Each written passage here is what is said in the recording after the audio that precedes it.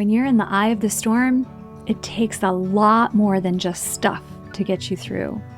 Today, in the 521 Preparedness Plan, we're looking inside at something more foundational than even basic necessities of life.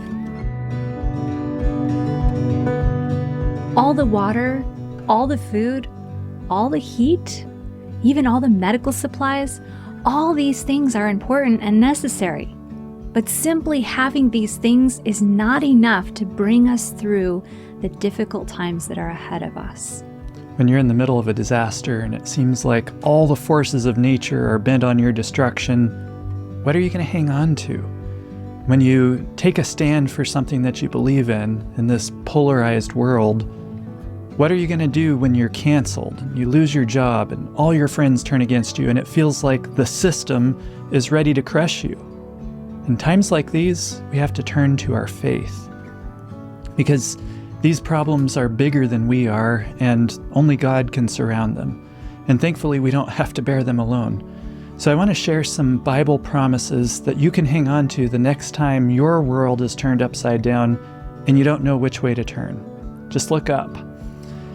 And I want to share with you one of my dad's favorite verses from 1 Peter. It says, "Beloved, think it not strange concerning the fiery trial which is to try you, as though some strange thing happened unto you. But rejoice, inasmuch as ye are partakers of Christ's sufferings, that when his glory shall be revealed, ye may be glad also with exceeding joy." And remember, when you're going through a fiery trial like this, God never promised that you wouldn't go through the fire. What he did promise is that he would be there with us through it all. Think of Isaiah 43 verse 2 says, "When thou passest through the waters, I will be with thee, and through the rivers they shall not overflow thee." You remember Daniel chapter 3, the story of his three friends. They were standing for their faith against the might of the empire.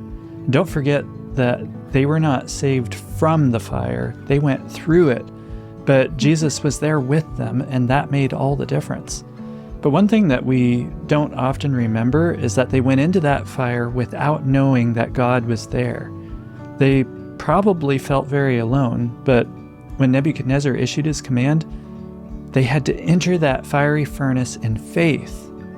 And only once they were in the fire did they find that Jesus was personally there with them. And so it is with us.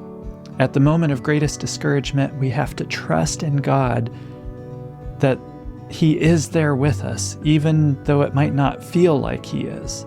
We have to believe that he is there. You know, I think of a quote from an amazing commentary on the life of Christ, and it says this: "To all who are reaching out to feel the guiding hand of God, the moment of greatest discouragement is the time when divine help is the nearest." I just love that reminder. God is right there.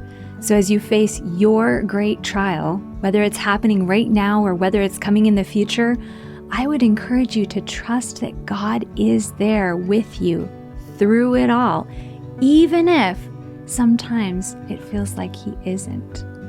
Psalms 23 verse 4 says, "Yea, though I walk through the valley of the shadow of death, I will fear no evil, for thou art with me." And I'll leave you with the words of Jesus, "And lo, I am with you always, even unto the end of the world." That's what makes all the difference. He is there with us always.